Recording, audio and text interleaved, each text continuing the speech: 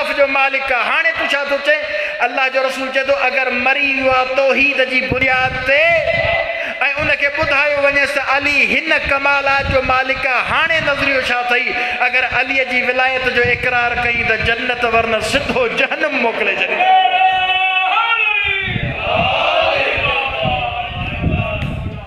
जाज़ कौलहू, अलीअ जो कौल हलंदो, अलीअ जो कौल हलंदो।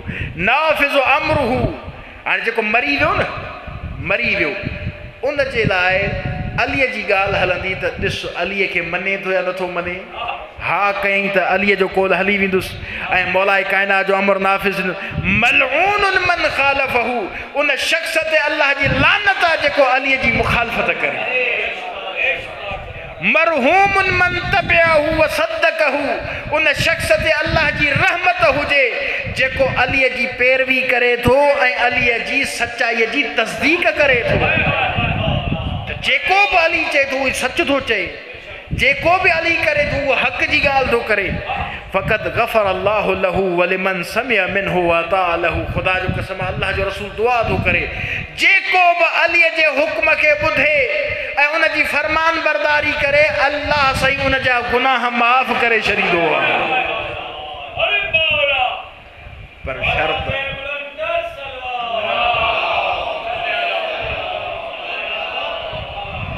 शर्ता ॿुधे वरी फरमान बरदारी करे।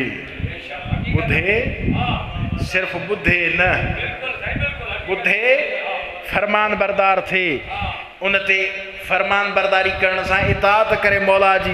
माशिरन नास, ऐं इंसानो, इन्नहु आखिरु मक़ाम अक़ूमुहु फी हाज़ल मशहद, नबी साईं फरमाए थो ऐं इंसानो मां ॾाढो तव्हां मां थकी पियो आहियां, हर जॻह ते त अली ॾिनो त मां तव्हां खां संभालजे छो नथो? इब्तिदाए रिसालत खां वठी हाणे ताईं सिर्फ़ु अली त ॿुधायो त मां, नमाज़ ॿुधाई मां उन में बि अली ॿुधायो मां, रोज़ो त बि अली सां गॾु, हज त बि अलीअ सां गॾु, जिहाद में अली, तव्हांजे क़याम में अली, तव्हांजे रुकूअ में अली, हर जॻह ते अली पहुचाईंदो रहियो आहियां। हाणे ही आख़िरी मौक़ो अथव, ॿुधी वठो ऐं सम्झी वठो, वरी मौक़ो न ईंदव। ही आख़िरी दफ़ो अथव, ही आख़िरी मशहद अथव।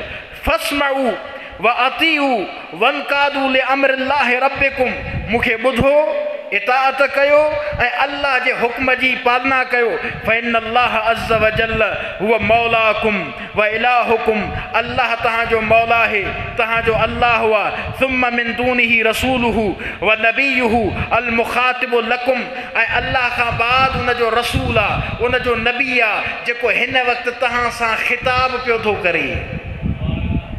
सुम्म मिन बअदी अलियुन वलियुकुम व इमामुकुम बि अमरिल्लाहि रब्बिकुम, उन खां बाद ही अली अल्लाह जे तरफ़ां, अल्लाह जे हुक्म सां तव्हांजो वली बि अथव, तव्हांजो मौला बि अथव, तव्हांजो इमाम बि अथव। सुम्मल इमामतो फी ज़ुर्रियती मिन वुल्दिही इला यौम तुलक़ौन अल्लाह व रसूल, ख़ुदा जो कसम आहे नबी साईं वॾो मसइलो हल करे वियो। जेके नबी साईं जे मथां एतिराज़ कंदा बट ठीकु आहे, अगरि अली तव्हांखे पंहिंजो वली बणाए ॾेई वियो आहे त ॿिया इमाम तव्हां काॾूं ठाहिया आहिनि? अल्लाह जो रसूल फरमाए थो अलीअ खां बाद अलीअ जी ज़ुर्रियत मंझां, अलीअ जी औलाद मंझां जेका बि औलाद मख़सूस थींदी महदीअ ताईं, उहे सभु जा सभु अलीअ वांगुरु तव्हांजे मथां हुज्जत हूंदा।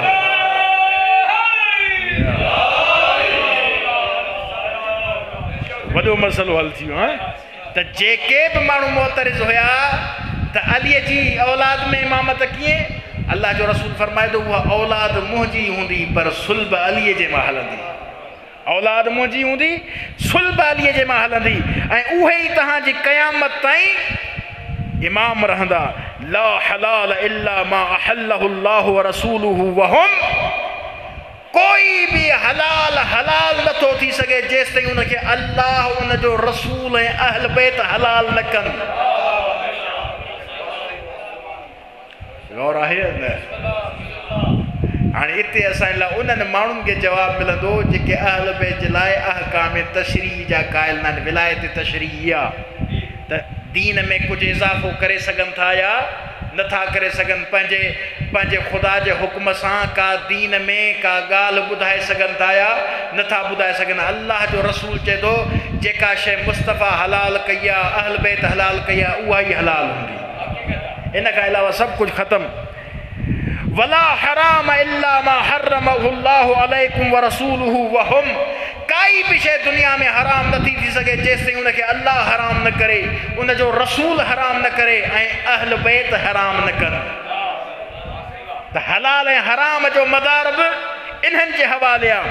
वल्लाहु अज़्ज़ व जल्ल अर्रफ़नियल हलाल वल हराम, चए थो मुस्तफ़ा त पंहिंजे तरफ़ों का शइ न हलाल कंदो आहे न हराम कंदो आहे। इहा हलाल ऐं हराम जी तालीम मूंखे ख़ुदा अता कई आहे ऐं मां मुहम्मद इन्हनि खे ॾेई छॾी, मां उन्हनि खे ॿुधाए छॾी आहे त कहिड़ी शइ हलाल आहे कहिड़ी शइ हराम आहे। व अना अफ़ज़ैतु बिमा अल्लमनी रब्बी मिन किताबिही व हलालिही व हरामिही इलैह, सभु शयूं जेके बि मूं वटि हलाल लॻियूं आहिनि, अहकाम ख़ुदा जूं आहिनि, हराम जूं, सभु जो सभु मां अमानत सां अलीअ खे ॾिनियूं थो वञां। अॼु अगरि मां दुनिया में न रहां त जेको बि हलाल आहे उहो अलीअ खां पुछो, जेको बि हराम थियल आहे उहो कंहिंखां पुछो, अलीअ खां। तॾहिं त नबी साईं खां बाद मुश्किल कुशा फरमाइनि सलूनी सलूनी क़ब्ल अन तफ़क़िदूनी, अचो मिंबर सलूनी ते हैदर बीठो आहे, कंहिंखे पुछणो आहे त अली खां पुछे। मां आसमाननि जा रस्ता बि ॼाणियां थो, ज़मीन जा रस्ता बि ॼाणियां थो, हर हलाल ॼाणियां थो, हर हराम ॼाणियां थो। मआशिरत नास फ़द्दिलूहु, अली जी इज़्ज़त खे सम्झो। मा मिन इल्मिन इल्ला वक़द अहसाहु अल्लाहु फीह, कोई भी इल्म कोन्हे जेको मुस्तफ़ा वटि न हुजे, हर इल्म दुनिया जो मूं वटि आहे। व कुल्लु इल्मिन उल्लिमतु फ़क़द अहसैतुहु फी इमामिल मुत्तक़ीन, अल्लाह साईं क़ुरान हकीम में चए थो न त असां हर शइ खे व कुल्ल शैइन अहसैनाहु फी इमाम मुबीन, असां हर शइ खे इमाम मुबीन में महफूज़ करे छॾियो आहे। नबी फरमाइनि था क़ुरान जे लाइ इमाम मुबीन आहे हर शइ जे हिफ़ाज़त जे लाइ, ऐं मुस्तफ़ा जे सॼे इल्म जे लाइ जिते मां महफूज़ मक़ाम सम्झो आहे उहो अली इब्न अबी तालिब। अली उहो आहे जेको मुंहिंजे इल्म खे उअं ई पहुचाईंदो जीअं मुस्तफ़ा ॾिनो अथसि, जीअं ख़ुदा मूंखे ॾिनो आहे न अमीन सम्झी, ईअं ई मुंहिंजो अमीन तव्हांजे मथां केरु आहे, अली इब्न अबी तालिब आहे। फ़क़द अहसैतुहु फी इमामिल मुत्तक़ीन, मां पंहिंजे सॼे इल्म खे इमाम मुत्तक़ीन में महफूज़ कयो आहे। वमा मिन इल्मिन इल्ला वक़द अल्लमतुहु अलियन, जेको बि मुस्तफ़ा जो इल्म आहे सॼे जो सॼो अलीअ खे ॾेई छॾियो। रिवायत में आहे त हिकिड़े ॾींहुं नबी साईं ॾाढ़ू खाए थो पियो ऐं मौला काइनात साम्हूं वेठो अथसि, ॾाढ़ू खाए थो पियो, मौला अली साम्हूं वेठो आहे। नबी साईं ॾाढ़ू खाईंदे खाईंदे अलीअ खे सलाह न कयईं। मुश्किल कुशा दिलि में सोचे थो अॼु पहिरियों चकर आहे जो अलीअ खे सलाह नथी थिए, वरना जन्नत जो ताम अचे त बि अलीअ जे लाइ दुआ घुरे त परवरदिगार अॼु उन माण्हूअ खे मूंखे मोकिले ॾे हिन ताम में शरीक थियण जे लाइ जेके तूं पाण पसंदि कंदो आहे। ॾाढ़ू में नथो खाराए, सलाह नथो करे। नबी साईं वटि ॿियो ॾाढ़ू उहो भॻई, अधु मौला अली खे ॾिनई, अधु पाण खाधई। मौला अली फरमाईंदा या रसूलल्लाह, पहिरें ॾाढ़ूअ में मूंखे सलाह छो न आयो? मुझे दिल में जो सवाल आहे तो पहिरें ॾाढ़ूअ में मूंखे सलाह न आयो, ॿिए ॾाढ़ू मां अधु मिलियो। नबी मुस्कुराए फरमाईंदा अली पहिरियों ॾाढ़ो नबूअत जो हो, हुन में तुंहिंजो हिसो कोन्हे, ॿियो ॾाढ़ू इल्म जो आहे, जेको इल्म हुयो मूं वटि अधु तोखे ॾिनो, अधु पाण वटि रखियो आहे,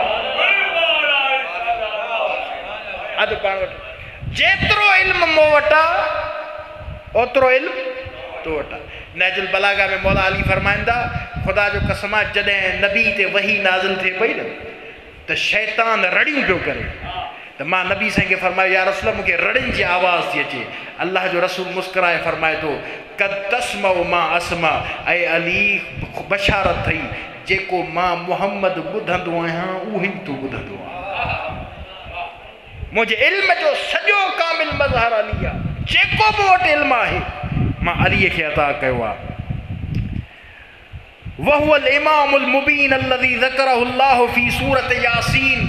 अल्लाह जो रसूल फरमाए तो इहो ही इमाम मुबीन थो जंहिंखे सूरत यासीन में अल्लाह से ज़िक्र थो करे, इहो ही इमाम मुबीन आहे। व कुल्ल शैइन अहसैनाहु फ़ी इमाम मुबीन मआशिरन नास ला तदिल्लु अनहु वला तनफिरु मिनहु। ऐं इंसानो अलीअ खां पाण खे भॼाए करे गुमराह न बणायो। जेको अलीअ खे छॾींदो गुमराह थींदो। अलीअ खां नफ़रत न कयो। वला तस्तनकिफु अन विलायतिही, ऐं अलीअ जी विलायत जो इनकार न कयो, शैतान बणिजी वेंदो। क़यामत वारे ॾींहुं अलीअ जी विलायत जे बारे में सवाल थींदो। इमाम रिज़ा अलैहिस्सलातु वस्सलाम इरशाद फरमाईंदा, भला फरमाईंदा क़यामत वारे ॾींहुं हिकिड़े शख़्स खे जन्नत में वेंदे फ़रिश्ता चवंदसि वक़िफ़ूहुम इन्नहुम मसऊलून। इन्हनि खे बीहारियो, इन्हनि खां अञा हिकिड़ो सवाल बाक़ी आहे, बाक़ी अथनि हिकिड़ो सवाल। आवाज़ ईंदी परवरदिगार निमाज़ूं ॾिनियूंसीं, रोज़ा ॾिनासीं, हज ॾिनासीं, ज़कात ॾेई छॾीसीं, तुंहिंजी तौहीद रिसालत हर शइ ख़लास। चए थो न हिकिड़ो सवाल बाक़ी आहे। परवरदिगार सवाल थिए, आवाज़ ईंदी हिकिड़ो पेर मथे खणो, हिकु पेर ते बीहो। कैफ़ियत सम्झो था, हिकु पेर ते बीहो, हिकु पेर मथे खणो। मौला फरमाईंदा हिकु पेर ते बीहारे ॿियो पेर मथे कराए। अल्लाह चवंदुसि अख़बिरूनी अन विलायत अली इब्न अबी तालिब, तव्हांजा सॼा अमल पंहिंजी जॻह ते मूंखे अलीअ जी विलायत जे बारे में ॿुधायो, उनजो छा कयो अथव या न अथव। अगर पलड़े में उहा आहे त सभु हल, न त सिधो इतो ई तूं कंदो न बचंदो। अलीअ जी विलायत जो इनकार न कजो। फहुवल्लज़ी यहदी इलल हक़ व यअमलु बिही। अली काइनात में उहो ई फ़र्द अकेलो आहे जेको पाण हक़ जी हिदायत करे थो ऐं हक़ ते अमल करे थो। हाणे हक़ जी कोई हिदायत कंहिंखे करे त सभ खां पहिरियां पाण अमल पेरा हुजे। अल्लाह जो रसूल फरमाए थो अली पाण हक़ ते अमल कंदड़ा ऐं हक़ जी हिदायत कंदड़ा। तॾहिं त अल्लाह जो रसूल फरमाए थो अल्लाहुम्मा दारिल हक़ है सुमादार अली, हक़ खे उॾे मोड़जां जॾहिं मुंहिंजो अली मुड़े। हक़ अली हक़ जी हिदायत बि करे थो ऐं उन ते अमल भी करे थो। वयुज़हिकुल बातिल वयनहा अनहु। अली त उहो इंसान आहे जेको बातिल खे जंग जे मैदान में भॼाए भॼाए भॼाए हिते अची पहुतो आहे। ऐं हाजियो तव्हांखे बि ख़बर आहे त तव्हांजे वॾनि खे कंहिं मारियो आहे, बातिल खे कीअं मिटायो आहे अली। हर जगह ते अली तव्हांजे बातिल खे मिटाए ऐं उन्हनि खे तव्हां खां रोके छॾियो अथई। ला ताख़ुदुहु फिल्लाहि लौमत लाइमिन। अली वाहिद काइनात में उहा हस्ती आहे जंहिंखे अल्लाह जे हुदूद खे निफ़ाज़ जे करण में कंहिं बि टोकण वारे जी टोक खां ख़ौफ़ न थींदो आहे। अली न टिजंदो आहे कंहिंखां। जॾहिं सूरत बरात खणी पियो वञे मुश्किल कुशा, काबे जी छत ते बीठो, काबे जी छत ते बीठो त कंहिं सवाल कयो मौला अली खां त या अली जॾहिं तूं उते वहीं त तोखे कंहिंजो ख़ौफ़ थियो, ख़ौफ़ थियो मतां कोई तोखे टोके, मतां कोई तोखे चवे। मौला अली फरमाईंदा मां अली उहो आहियां जेको मूसा खां अफ़ज़ल आहियां। मूसा खे जॾहिं अल्लाह साईं चयो न वञ फिरौन ॾे, इहो सरकश थी वियो आहे, चई त परवरदिगार टिॼां थो त मूंखे क़त्ल न करे छॾे। मां अली उहो आहियां जेको काफ़िरनि जे झुरमट में जिन्हनि जा वॾा मां जंगुनि में मारे चुको आहियां, काबे जी छत ते बीह करे मां सूरत बरात पढ़ी आयो आहियां। कंहिंजे पीउ खे बि ताक़त न हुई जो अली ते टोक करे या अलीअ खे ड्रेजारे सघे। मां मुश्किल कुशा आहियां, मां हैदर करार आहियां। मौला फरमाईंदा वला तख़ुदुहु फिल्लाहि लौमत लाइम। अली कॾहिं बि ख़ुदा जे हुदूद खे नाफ़िज़ करण में के टोक करण वारे जी टोक तां ड्रिजंदो न आहे। अव्वलु मन आमन बिल्लाहि व रसूलिही। ओ मुस्लमानो जेके चओ था त सभिनि खां ईमान फलाणे आंदो फलाणे आंदो, अल्लाह जे रसूल जी गवाही आहे त सभ खां पहिरियां काइनात में मूं मुस्तफ़ा ते ख़ुदा ते ईमान अली खां सवाइ कंहिं न आंदो आहे। पहिरियों पहिरियों ईमान अलीअ जो आहे। लम यसबिक़हु इलल ईमान बि अहदुन। कंहिं कंहिं बि अलीअ खां पहिरियां मूं ते ईमान आणण में सबक़त न कई आहे। वल्लज़ी फदा रसूल अल्लाह बिनफ़्से, अली उहा ज़ात आहे जंहिं पंहिंजी जान रसूल ते क़ुर्बान करे चुको आहे। या रसूल कॾहिं तो ते जान क़ुर्बान कई अथई? चए थो ॾिठई न जॾहिं हिजरत जो उहो मंज़र आयो, हिजरत वारी राति आई, मां चयोमांसि अली मुंहिंजे बिस्तर ते सुम्ह। सॼा काफ़िर तलवारूं खोलियूं बीठा ऐं उन्हनि खे इंतज़ारु हो त असां रसूल खे अॼु राति क़त्ल कंदासीं। मां चयोमांसि अली अॼु पंहिंजी जान जो नज़रानो ॾेई मुंहिंजी जान खे बचाए सघंदे? चए थो या रसूल छा अल्लाह जी मर्ज़ी इहा ई आहे? चए थो हा, अॼु तुंहिंजे सुम्हण सां मुंहिंजी जान बची सघे थी। रावी चए थो अली इब्न अबी तालिब जॾहिं बिस्तर रसूल ते सुतो न, काफ़िरनि खे अलीअ जे रसूल जे सुम्हण जी ख़बर ही। नबी साईं जॾहिं पंहिंजे बिस्तर अतहर ते आराम कंदा हुआ त नबी जे बिस्तर मां नूर निकिरंदो हो। अली बि जॾहिं रसूल जे बिस्तर ते सुतो न, काफ़िर महसूस न करे सघिया, छो जो अली बि रसूल जे नूर जो हिसो आहे। अली सॼी राति सुतो रहियो, रसूल जो नूर ॿुधाईंदो रहियो,